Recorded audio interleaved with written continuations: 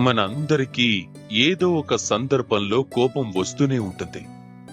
అలా రావాలి కూడా. మనుషులం కదా. ఈ భావాలతోనే మనం ముడిపడి ఉన్నాం. కానీ కోపం అనేది ఎందుకొస్తుంది? ఎప్పుడైనా మీరు ఆలోచించారా?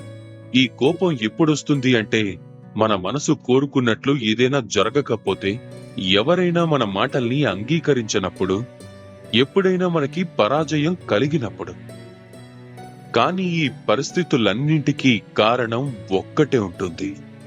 ఎక్కడో ఓ చోట, అలానే ఎక్కడో ఒక స్థానంలో మనం బలహీనమవుతాం.